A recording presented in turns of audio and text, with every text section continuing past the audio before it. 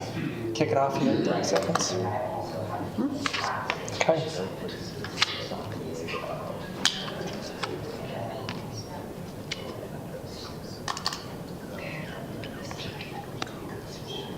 Okay.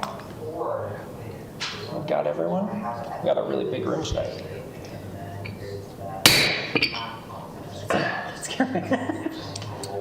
My turn to make the person next to me jump. We will call to order the Logan Municipal Council for March 3rd. Can't believe we're March already. And we will start with the Pledge of Allegiance today. And I will just lead us in that pledge and we'll dive into our agenda.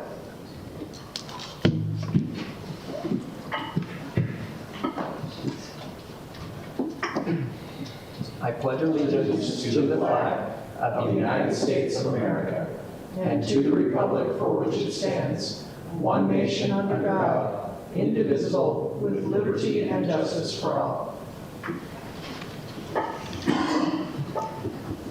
I want to thank everyone who's come out tonight and welcome you to council meeting today. We will move to the acceptance of the minutes and approval of the agenda for this evening. I move we accept the agenda and the minutes, please. I have a second. We have a motion and a second. All in favor, please say aye. Aye. Any opposed? The agenda is approved and the minutes are accepted. And I forgot to mention this. We'll excuse Councilwoman Melissa Dowling tonight. She is off with the family thing this evening. So we will hopefully see her in a couple weeks. Our 2026 regular meeting schedule is the first and third Tuesdays at 5:30 p.m. And our next meeting will be March 17th, 2026. We'll now move to questions and comments for the mayor and the council. This is the time for anyone in the audience who has questions, concerns, comments, or thoughts that they would like to come up and share them. We do ask that you keep your comments to 3 minutes or less. State your name and your city of residence, and hopefully keep your comments to something within the purview of the city council or the mayor. And with that, we will open up the microphone. Josh is shaking his head at me. My dog ate my homework. All right. Okay. Well, seeing no one, we will close the questions and comments for the mayor and council, and we will, I was going to say move to mayor and staff reports, but there are no mayor and staff reports. At this time, no. Okay, we're cruising right along this evening. I have no idea what time of day it is. It's been a long Tuesday, to be honest. It still feels like Monday. We'll move to council business, and we're going to move to a Logan City Youth Council report. And I'm going to hand the time over to Ernesto to kind of give us an introduction and introduce some of our council members. Sure. I'm going to invite our youth council members to come up to the podium over here. Back in January, we were able to attend the Day at the Capitol, or Local Officials Day, and we had a group of, was it 11? I remember right, Teresa? She helped us register the students, and we have a very busy group of students that are part of our youth council, so it's kind of unfortunately had to limit it to a number of them kind of coming to participate. And we have Madden, Hiram, and Mia who will be sharing a little bit about their experience on that event.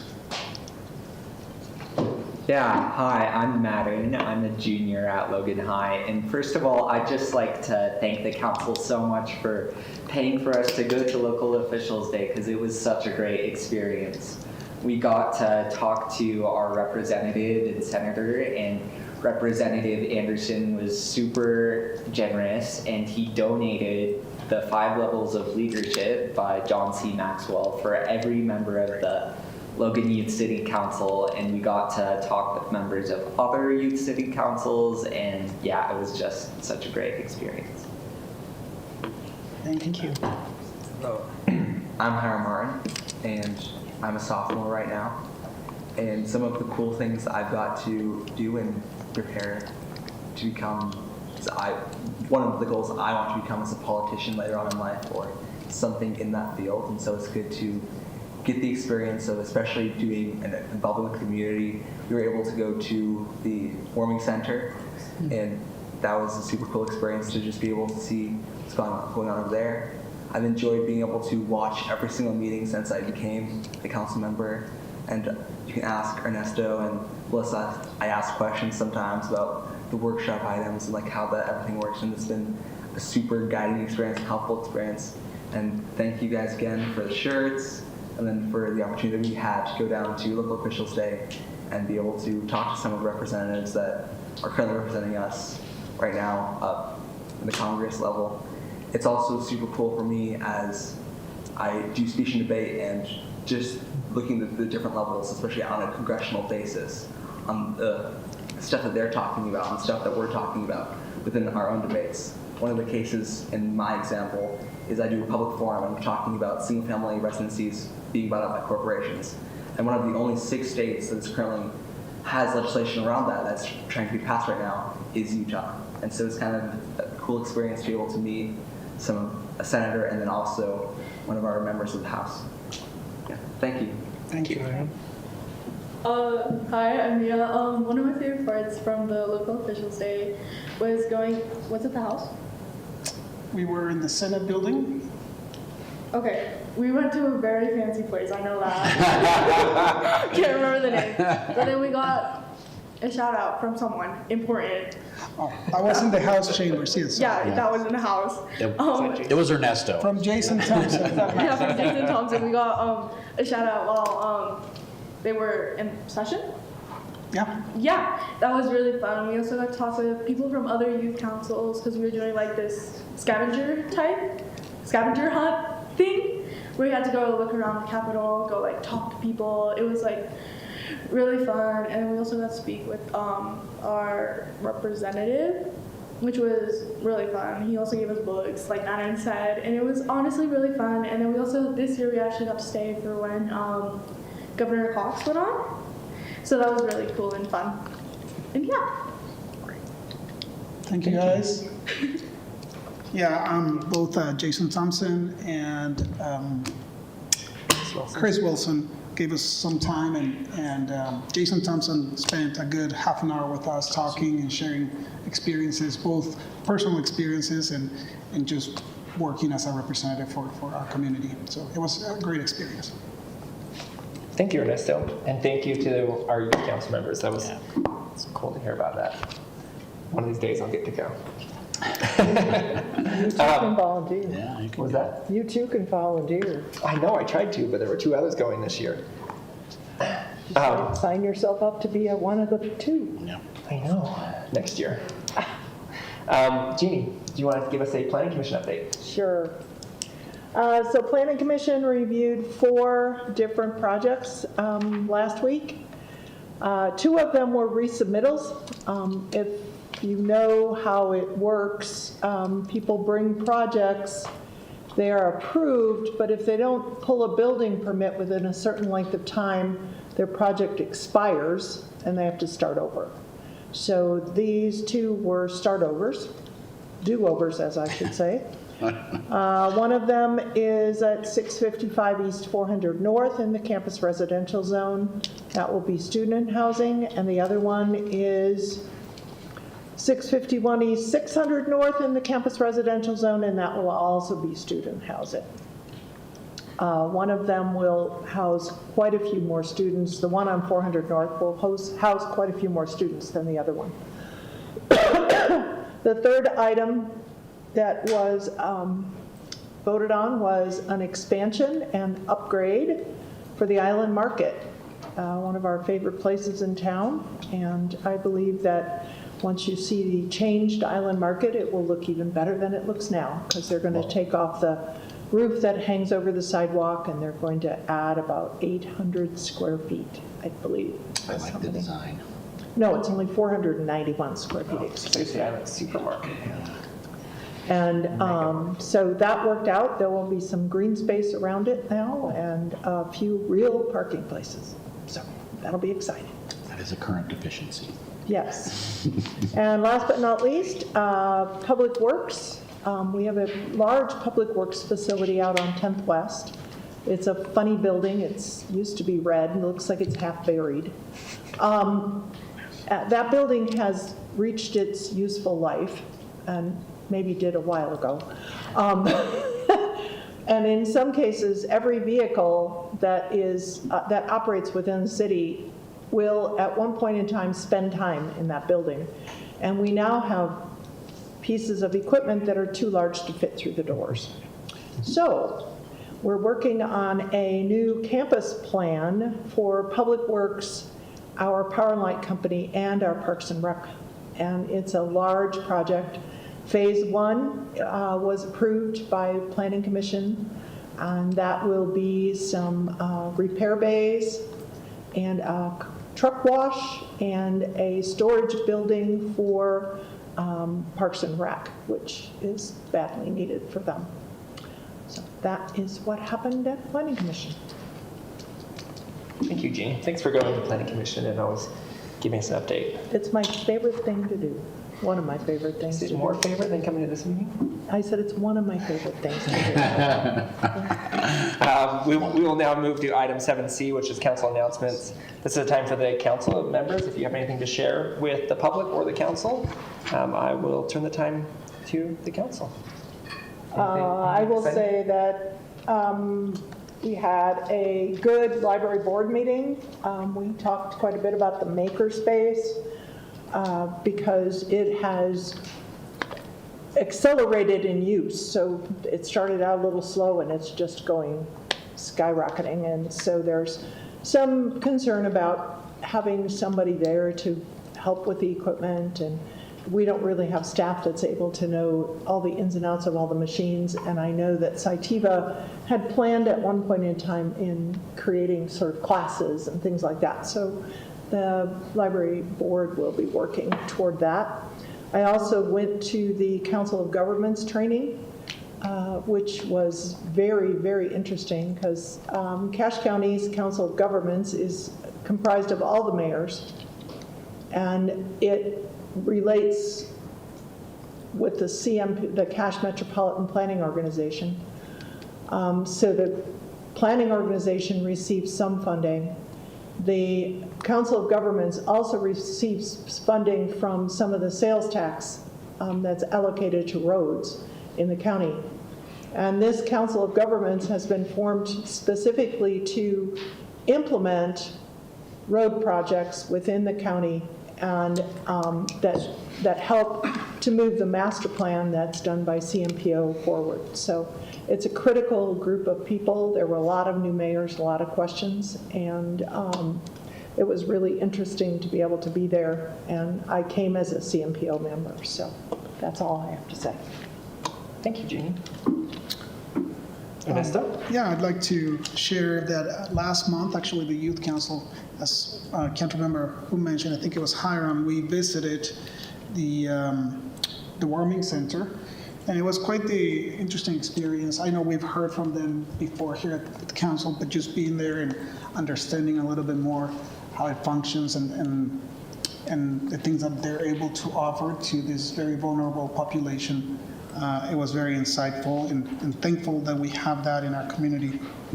And another thing I wanted to highlight is that in the last couple of weeks, I've received a handful of mix of inquiries, requests, complaints from our constituents, and it more so than maybe in previous months.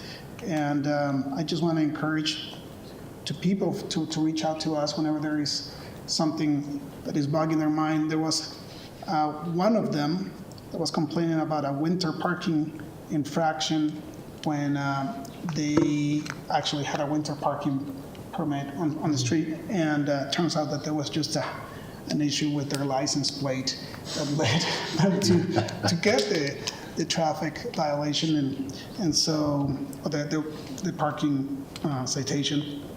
And so, yeah, please reach out to us because it can make a big difference to make us aware of these things and at times to actually fix some of these things right away. Thank you, Ernesto. I'll share one or two short things unless you have something. I just have one quick thing. I'll let you go first then, Oh. unless you want me to. You go go for ahead. it. No, Oh, actually, okay. you should because in Okay. case yours covers something. Or maybe it does. Because of mine. Do you want to arm wrestle for it? Rock, paper, scissors. I have the privilege of attending LPC every Monday. Craig and Rich are smiling and laughing because they also have the privilege, and I will continue to call it a privilege. And I think some of you have probably done that in the past, but that's the Legislative Policy Committee with the Utah Leagues of City and Towns. And they cover, it's a weekly meeting during the legislative session to cover different bills and that are on the House and Senate floor at the state level. And there are some interesting ones that I was talking to Rich again yesterday about that we probably will see some. Concerning ones. There are some concerning ones, yeah, regarding property tax and reducing the allowable amount of fund reserves we're allowed to hold, and a few things that I think we'll probably be hearing more about. But that is always it's a highlight of my week to spend two plus hours as they speed run through 900, and how many bills are on the state house floor this year? It's 900 something. It's a big number. And obviously we don't cover all of them, but we run through a bunch of them. And another one that I thought was interesting this week is it's House Bill 514, the Utah Energy Council amendments. I don't know if you guys listened to that one this week, but apparently they're looking at creating a special district where the House in a quasi-way, the state in a quasi-way could own energy production, so power plants in the state, so which could be, what are you whispering? It's IPP. IPP, yeah, but it's there were some interesting ones this week. That's not a surprise. I don't necessarily love most of the ones that were there this week, but maybe that's how everyone below us feels, because that's how I feel about everyone above us. So. Started out 3 weeks. Yeah, but that was a interesting meeting this week. I feel like we're getting late in the legislative session, so things are becoming more concrete, and so it's interesting to see where they go. The only other thing I'll share is Mayor Anderson and I have, and at Mayor Anderson's initiative, have started open office hours, and they are the first Tuesday of every month at 4:30 p.m. You can meet in the lobby, and we'll just be in the conference room over here. We had a couple people pop in today and talk to us, and it was fantastic. Mayor Anderson and I talked to someone about dark sky initiatives for Logan City, and Lisa, what's her last name? I didn't catch it. Lisa. Is she back there?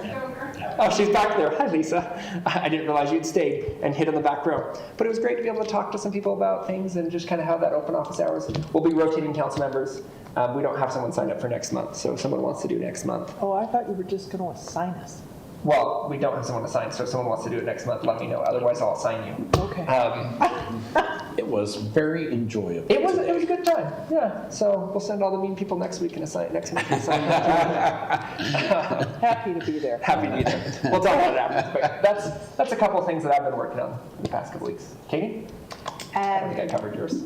You didn't, but it was the website redesign. I did that today too. Exactly. That's why I thought, and you probably have more information since I wasn't able to attend, but Mike and I are on a committee that is just in the early phase of With Mayor Anderson and some staff members. yes, but on a website redesign committee to look at what's working, what's not working for our website, looking at other cities and what's working well, looking at other good models. So just at the beginning of that process, but I just thought it's worth mentioning because I know there are a lot of people who would like to see, some changes with our website. So, and the other one, I was not able to attend, unfortunately, but with the general plan meeting, there was the meeting with the Hillcrest neighborhood, or at the Hillcrest Elementary, and I don't know how that went because I was not there. Were you? It went great. Jeannie and I attended.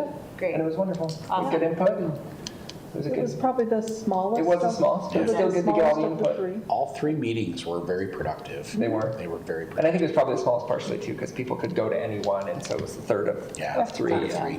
And I like it that Aaron had, stick and tell kind of Yeah. thing. I Is thought it Aaron was here? great. Aaron did a That's great job. kind of fun. Yeah, it engaged people really well. Yeah, that's a good job. Awesome. Hands-on participation. Okay, well, if there's nothing else, we will move to our action items for the evening. We only have one, and I will turn the time over to Mayor Anderson to discuss Resolution Yes. 2606. I would say this is a bit of housekeeping, because to participate in our Utah America 250 celebration and get access to logos and copyrights and things, we had to organize a committee, and it needs to be approved by resolution from the council. Easy. It's pretty straightforward, but we were at a little bit of a timeline, and so we had to be very quick and efficient, and so we invited all the members of the executive committee to be on our council. The agenda has us taking 20 more minutes on this, so I don't think the we council members have some questions. You can take 20 minutes if you would like, but this actually, like, So I hope some of you guys have questions. Okay. Resolution 2606. We have a motion. I'll keep my mouth shut. We have a motion and a second. All those in favor, please say aye. Aye. Any opposed? See, we didn't have to do that. Resolution 2606 passes. Thank you so Mayor Anderson, much. Thank you. Yeah. Easy housekeeping. That's exactly what we needed. So that means we now need to take more time on ordinance 2606, and I'll invite Russ Holly up here to run us through this workshop. And I was going to say we're all very familiar with this, but I guess Katie will get to join the party tonight. Okay. Oh, are you going to start from scratch? No.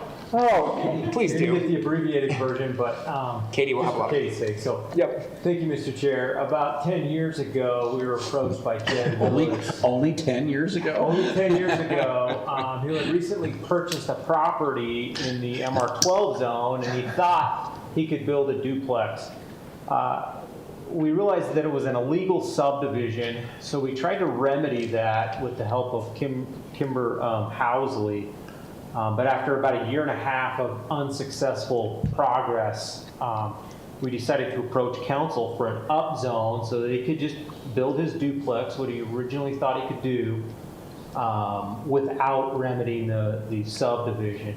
So we did that, and then a series of things happened. COVID, he let that upzone expire. We downzoned it. He then came back a second time and said, "Okay, I'm really serious this time. I'm gonna build my duplex." And so council upzoned it, and then that one expired because he felt like duplex wasn't the best fit for the property. A fourplex was actually a better fit for the property. And so last year we upzoned it a third time for the fourplex.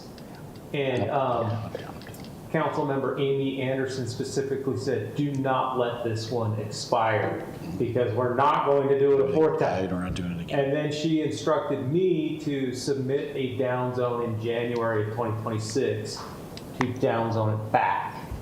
And so that's what I did. You didn't have to listen to her in January.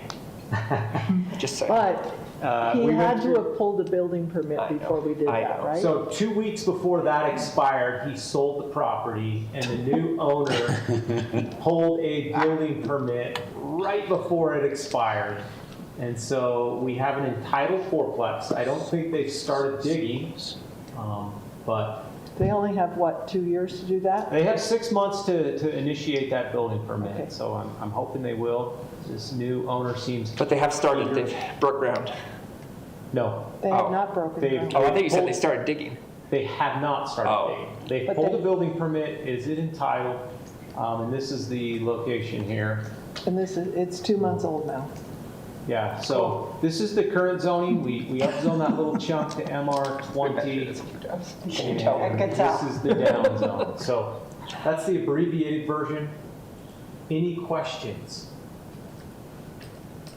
Wow. We suspend the rules. That's my, I have no questions. There's a lot of, That's my only comment. there's a lot of history on this. I There am is. There's a sure. lot of history on Talk for hours, but I don't want to. I say, Greg, This one will be Vote for more fun. tonight. The Yeah. next one will be more fun. just vote this. tonight. Promise. Wonderful. Anything else for Russ Holly from the council? No, I think we've asked all those Perfect. Felix questions before. Okay, we'll move to item 9B, which is the Maple View subdivision rezone. We're cruising right along tonight. Thank Russ, you. Thank you. Kick us off with a new one this time. This is new. This is an application from Brad Brown for Dean and Joyce Adams property located at 350 South, 1400 West. This is the Maple View subdivision rezone, and it's located just west of Equestrian Estates. They are requesting a rezone from NR4 to MR9. This is 10 acres. It's essentially vacant. There's a agricultural barn in the bottom left corner. This rezone request does not include any sort of subdivision or design review. It's just a rezone. The general plan and the current future land use plan, or FLUP, calls out the area as DR, which is detached residential or single family. The current zone is NR4, and NR4 allows single family homes on quarter-acre lots, or 4 homes per acre. The request to MR9 would allow up to 9 units per acre and allows a mix of housing structure types. So townhomes, duplexes, things like that are allowed in the MR9 zone. There's also a overlay zone that impacts the far northwest corner of this property, about a little under an acre. That is the landfill overlay zone, which says you cannot build a house within this overlay zone because of possible groundwater contamination issues. So that is an area that I think would be a great spot for a stormwater retention, or possibly a little community park, or something beside a house. Now, you could also do a house on the front part of the lot and then have the back part of the lot, a shop or an extended backyard. That would be acceptable. But a single family dwelling inside of that hatch mark is no longer allowed. You can see the subdivision to the northeast was designed and laid out in that manner. And this area here is a larger stormwater retention pond that dies every year. So there's the overlay zone. The surrounding existing development is mainly single-family detached at varying lot sizes. Equestrian Estates is larger lot, up to a half acre. To the northeast, you have Ashbury, which is the NR6 zoning. So that's about a 1/6 of an acre lot, or 6,000 square feet. As you go farther south, there's some new visionary projects that have a range of housing types. Some of them are 6,000 square feet. There's some that have some townhomes in the area. And then as you go farther south, it's predominantly single-family detached. The red line is the city boundary. So this is kind of on the edge of town. All the areas to the west, though, are in our annexation plan. And eventually, we think those would be part of the city in the future. We did receive 2 written comments after the report went out. And then at the Planning Commission meeting, we had a pretty good turnout. We had about a dozen neighbors that showed up. About 9 commented. Most of them were concerned. They did not like the idea of MR9. It felt like it was just incompatible with the surrounding patterns. And so they were mainly in opposition to the request. The project's been duly noticed, and Planning Commission ultimately recommended denial, and they voted 6-0 in that recommendation. I am happy to answer questions about Maple View subdivision rezone.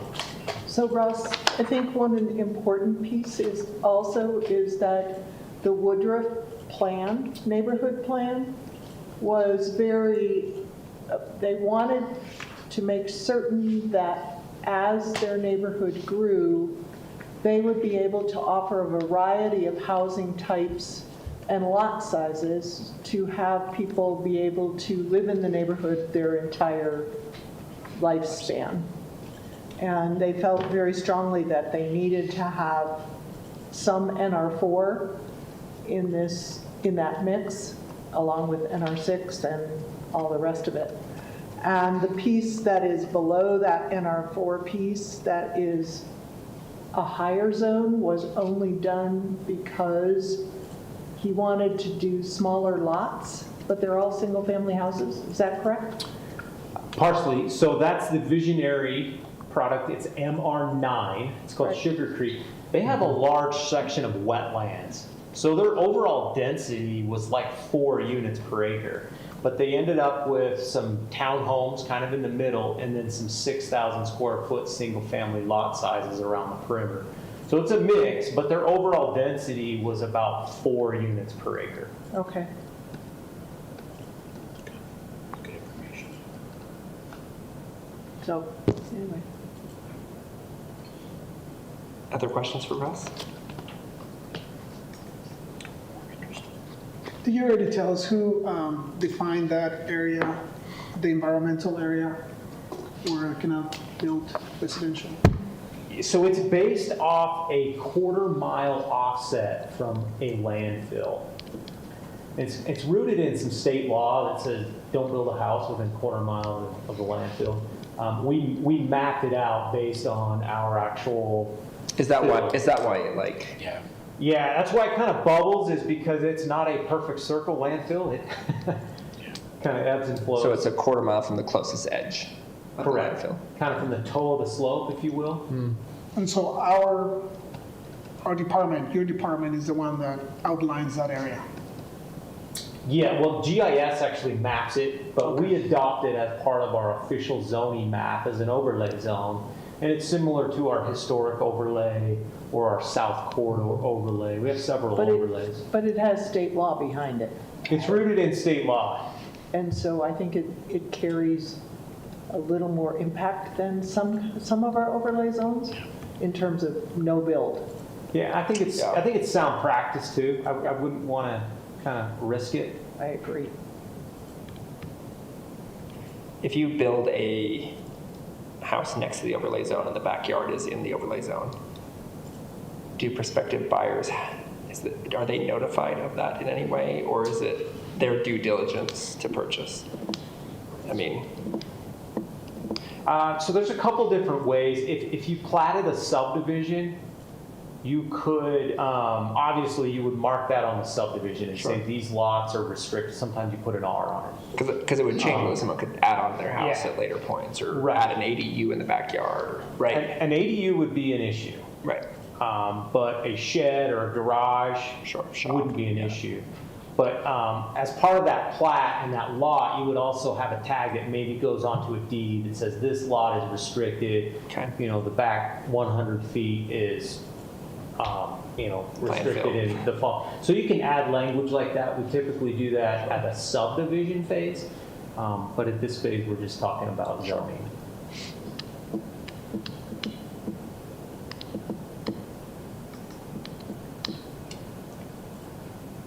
Any more questions for Russ? I'll probably have more in a couple of weeks. Yeah. You know where to find Russ.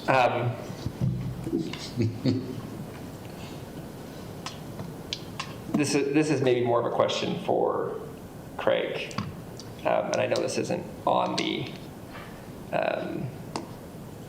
ordinance that we're viewing today, but I've met with Brad briefly regarding this, and I know they're willing and offering to do a deed restriction and development agreement. I know Planning Commission talked. We don't do deed. Well, I know Planning Commission talked to PDO briefly in their discussion. Can you run me through on a small property like this, pros and cons differences of deed restriction and development agreement versus PDO? And I don't know if that's a Russ or a Craig Well, we question. decided some time ago, we enacted the PDO ordinance that we were not doing deed restrictions any longer. Sure. So that's been the practice going forward. I don't know, how big was this parcel? It's 10 acres, 10 so acres, so the PDO is an option here. It is. Yeah. PDO gives a little bit more input for the council from the get-go of what this is going to look like. If you like the plan, if you don't like the plan from the very start. Deed restriction, you can kind of do the same thing, but not quite as much input or from the ground floor. Anything else? Just that we offered the PDO option up front to the applicant. He thought that this was better for his situation, is to just apply for a straight rezone. The PDO does take longer. It's kind of a two-step process rather than a one-step process. He did have some slides and some kind of schematic layouts or preliminary layouts. Which I believe he But sent to the it's whole council not- as well. It's not part of the official application. Sometimes we'll get an application that's a subdivision and a rezone at the same time. This is just a straight Just up the straight rezone. reason, which I understand. What is, if we directed him to a PDO, what is the fastest possible, assuming everything went smoothly? How long does a PDO have to take? Well, we have to renotice it, and there's a minimum 10-day notice, and then to get on the planning commission's docket, you're probably looking at a month to get that done, and then get back here. So probably 2 months, but again, that's supposed to be the concept review. Right. And then feedback's given, and then they go back to the start and go back through the final process. So it's 2 to 4 months. Okay. I should say it's like 4 months. Okay. 2 months for the concept, 4 months for the total. And we've kind of taken deed restrictions off the table. I understand that. Okay. I'm just, And the idea, I think, is when we do a PDO, it is a part of code, and anybody can Right. see that this is what's happened to this property. Deed restriction is recorded against the property, but it's not quite as apparent to the public and to the property owners. that's the only other question I have. Anything else for Russ? Okay, well, we'll see you in 2 weeks, Russ. Thanks for running through both of those with us. You're welcome. Thank you. We will move through to Resolution 2607, and we'll have Tyson Godfrey, who's hiding behind the pillar over there, give us a run through on this one. Thanks for coming in, Tyson. Yeah. I almost gave a PowerBoard update too, but I decided. Maybe one day we'll do get my to that. presentation for me. No, I didn't. Okay. I get the exciting topic tonight of an updated power pooling agreement with UAMPS. So this is our main contractual and governing agreement with UAMPS. And it is 2 main reasons it's being updated. One, it's really old, and You can interrupt, Tyson. yep, I just wondered for, in case there are individuals here who don't know what UAMPS is, could you Yes. just state what the acronym is for, what it kind of, in a short, very brief, I'm sorry Yes. to, You're going to make me remember the acronym. yeah, or Utah Association. effectively what it is. Municipal power system. Yeah, Utah Association of Municipal Power Systems. Yep, so it's the joint action group that we are a part of that is a collection of a large number of the municipal utilities in Utah. And through UAMPS, we participate in power markets and a lot of our power projects. Thank you. The current agreement is from 1980, Yes, just to keep that in perspective. it's very old, and we, That was before the Googles were invented. yes. 1980. 8 is That's 0. way older than I am. My parents weren't And- married at that point, I don't think. Yeah, over that time, there's a lot of things that develop that are operating practices within UAMPS that aren't really covered by the agreement. And the other main reason it's being updated is the extended day-ahead market that we're being required to join, that starting May 1st is also not covered by the current agreement. Very important. That is coming up fast. So this agreement needs to be updated and approved before May 1st so that UAMPS can do what it needs to do for us joining that day-ahead market. I think we should take 3 months to talk about it. Yeah. So, couple main things that this agreement does. It's all of the authorizations for UAMPS to act as our scheduling agent. So this is the main portion where EDAM, the extended day-ahead market, comes into play. This gives them all the authorizations that they need to be able to participate in that market on our behalf. it also defines market purchase rules and kind of rules of engagement when it comes to buying and selling power through UAMPS through that market. And it also has a lot of details in there on settlement and billing, how that's handled. It wasn't a yield agreement. And then, this is what I mentioned, is formalizes a lot of the previous informal ways that we operated into a formal agreement. So all around it's good to formalize all of these operating procedures and contractual relationships. So Tyson, did you have to redo this, or did UAMPS redo it? Yes. So Yes. That's So right. it is one agreement that UAMPS, so every city is signing the same agreement with UAMPS. So Okay. UAMPS developed it. We had a lot of issues with the first couple of drafts of it, so we worked with UAMPS to resolve a lot of issues, gave a lot of feedback that they took and incorporated. And when they did that for all of the cities, Oh, not just for wonderful. Logan. So we had a lot of good working back and forth with them. And then same thing, other cities that had input, they made those changes and that applied to everyone. So it's where it stands right now, everyone is signing the same agreement. It's a collective process. Yep, so they're not making, St. George doesn't get a different agreement than Right, Logan, right. everyone is signing the same one. In the past, was that possible? No, everyone's always been on the same one, yep. And And that's- everyone's been all on the one from 1980. Yep. So within it, there is an appendix that has some Logan-specific items, Okay. but the main agreement is the same for everyone. So basically, just briefly through this one, the way the agreement works is it sets up a process for doing forecasting, annual purchase plans. You'll see this term a lot in the agreement. It's called, they call it consigning our resources. It sounds concerning, like we're just turning it over to them, but really it just means we're authorizing them as our scheduling agent to act in the market based on our instructions to UAMPS. So we still retain full control over our resources, but But they have to know how much of our resources are going into the yes. day of Yeah. market. Yep. And so that would be what a consignment would mean. Yep. Correct? Exactly. Okay. Yep. So we still have control over what gets bid into the market, what our resources are, when they get run, when they don't. And we talked about this at the power board, but I think it's important to clarify again, and I know you're talking about it right now, but if we choose not to run a resource, say one of the natural gas plants that we signed up for last year because something's better has come up, maybe more renewable or whatever, we can choose that and they cannot override us. So if we're saying, hey, we're running this geothermal, even if it's more expensive, we don't want to run this unless X, Y, or Z, they have to follow essentially your Yep. scheduling Yep. that We you get set to up. determine the scheduling. Okay. They don't care about the price, right? I mean, my understanding would be that we would say, But we care about the have X number of megawatts, and it's comprised of this, that we're delivering to the next day market. Yeah.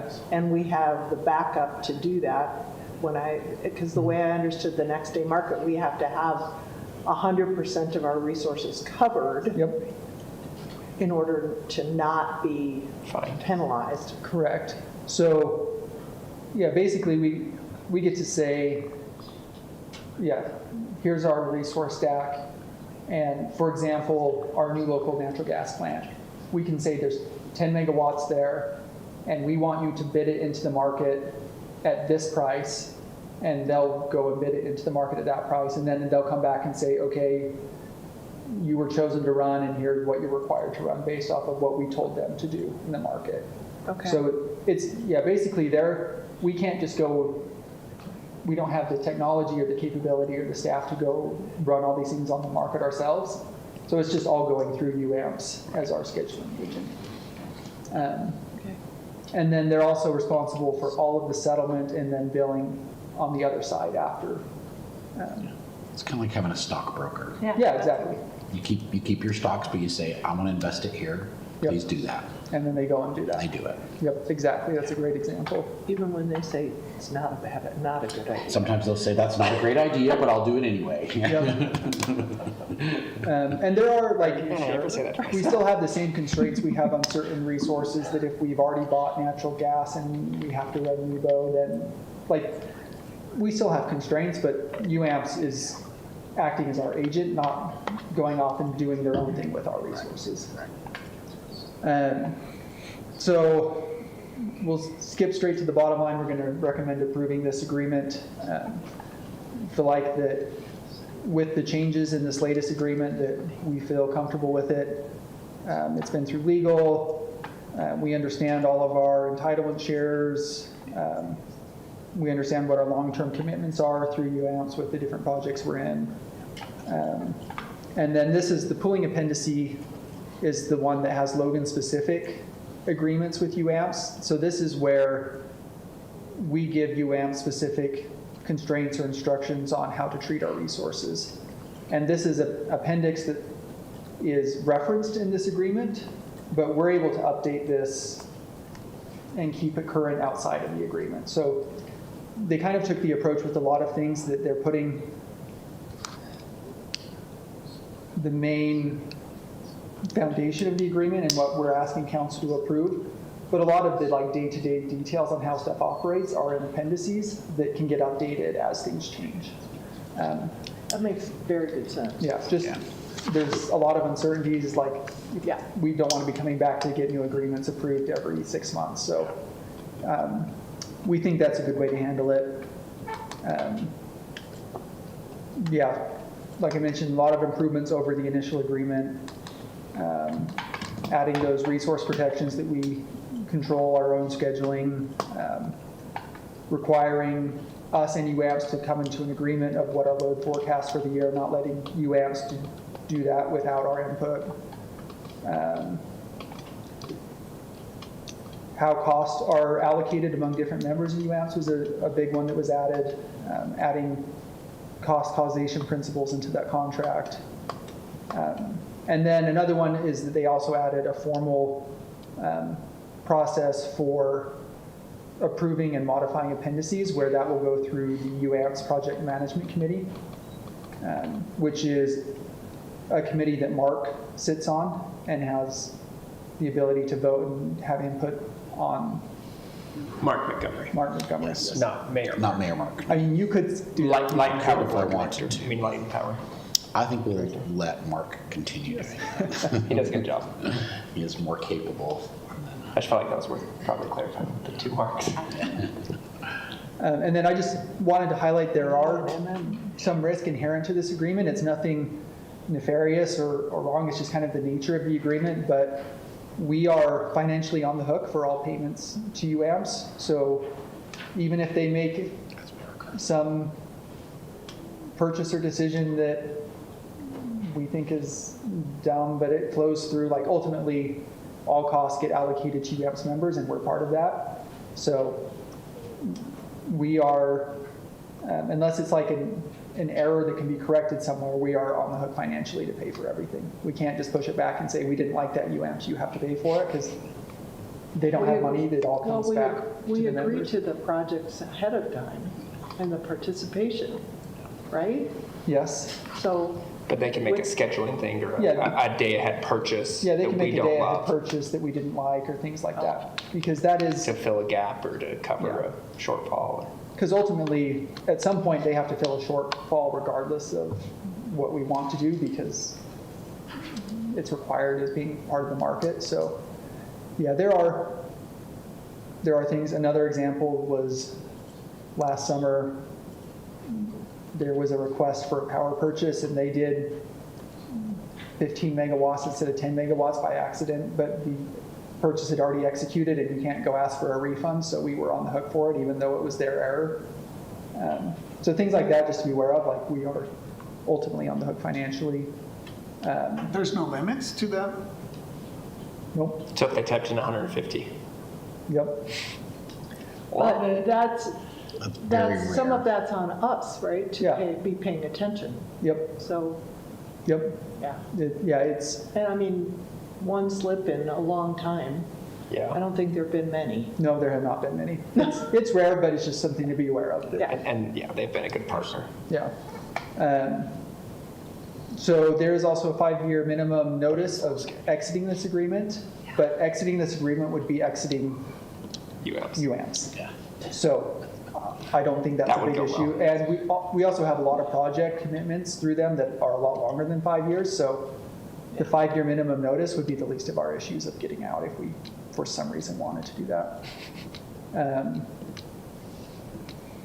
For those day-ahead purchases, they have a line of credit that they put those on that ultimately we're liable for, same thing as those purchases.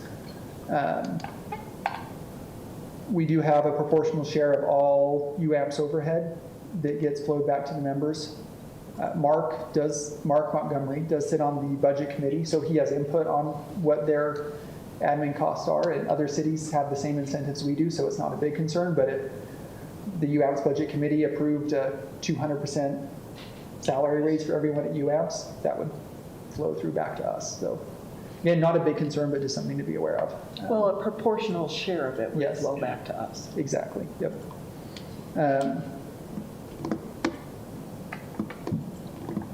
And I don't think there's really anything here that I need to go through.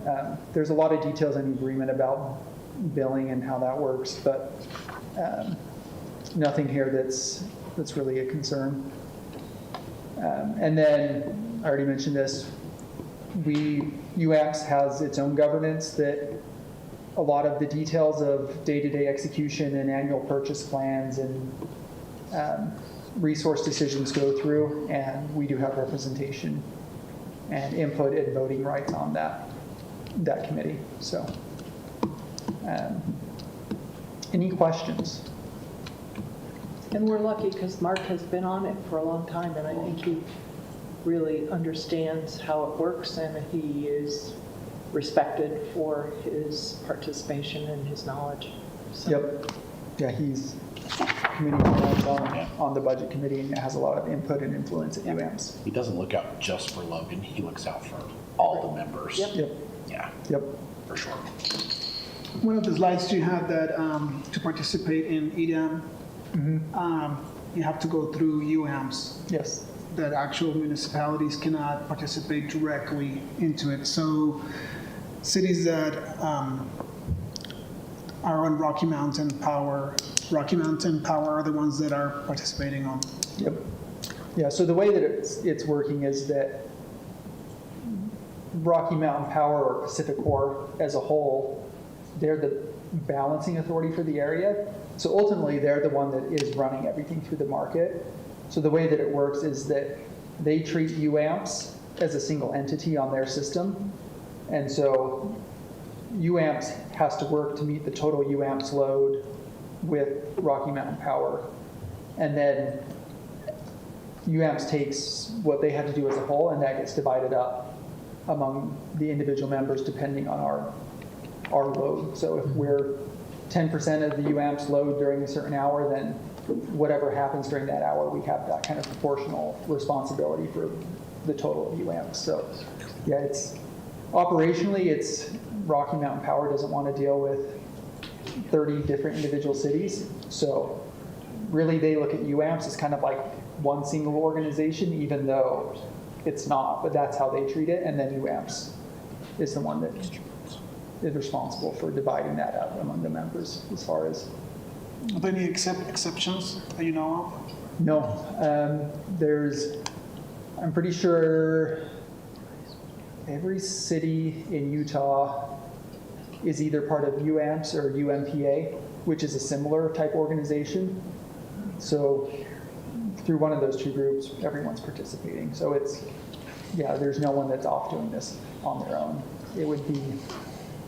We would have to be spending millions of dollars a year It'd be overwhelming. Yeah. for staff and contractors and systems, and it would, I mean, it's overwhelming for UAMPS, honestly, and they're pulling resources from 30 individual members. It's a good deal for us, it's a good deal for Rocky Mountain.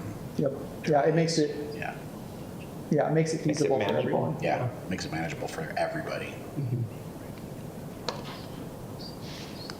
Thanks, Tyson. Thank you. Thank you. We'll see you back in 2 weeks for the abbreviated version. Yep. We'll go to our last workshop item. Well done for your first presentation. Is that his first? No, It's not his You've had first. another one. Well, As, in his position. oh, yeah. It's not Has his he come first. yet? Yeah. I say, you've come in Oh, this position. dang it. You've I been gone, though. I thought it was your first one. Damn. He hasn't started wearing the tie like Mark yet, though. No, So we might have to heckle We're gonna him have to more. work on that. We'll turn to Rich Anderson with resolution 2608. Yeah, several items to consider. Mostly run of the mill, I'll draw a little bit of attention to one. First is request appropriate $30,710 of insurance proceeds toward equipment repair. Unfortunately, this happens quite frequently where somebody runs into us or something of the like. Hopefully that way. In this case, it was a fire engine that was hit, and Oh these my are the. gosh. It's been repaired and everything's great, but these are finally the insurance proceeds. Those are we received. expensive repairs. I know, but it's just like a fire engine. Have you run into a fire How do you engine? miss it, you know? I mean, it's going flashing lights, that's woo, big, and it's going slowly. Come on. Do they say wooey, wooey when they go down the road? Next is request appropriate $10,786. This is the library clef grant that we've received for many years for collection development and technology. Next is a request to appropriate $400,000 of additional construction budget for electrical because we've had additional connections than we budgeted for. So we budgeted a certain level, and when the construction season happens and it exceeds the level which we budgeted, we have to come back and ask for additional budget.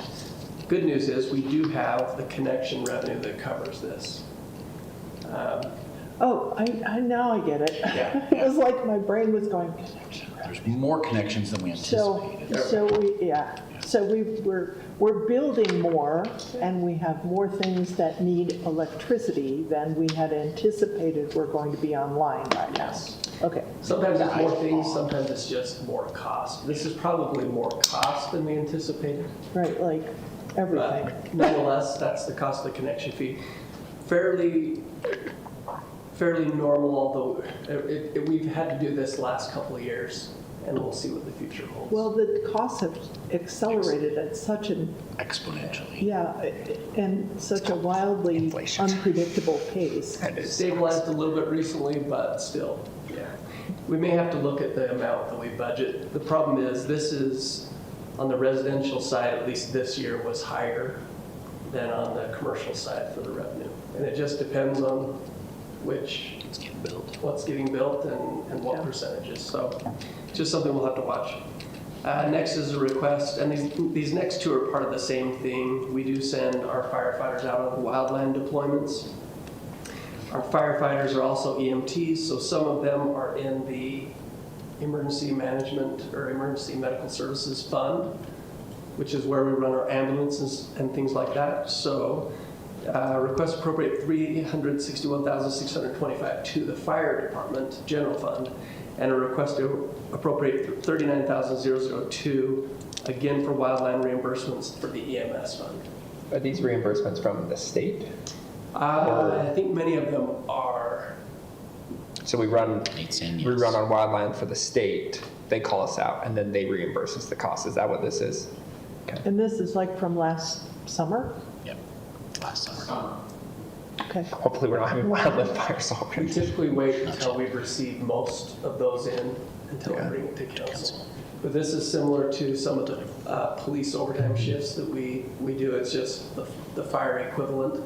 Unfortunately, there's no way to do it beforehand for council like we typically like to. Instead, we bring it afterwards and hope that this is acceptable to council. And Any that's it. questions for Rich? That we didn't interrupt him with? No. Any other considerations before we adjourn? We're adjourned. All right. 30 minutes early. Nice work. Too late.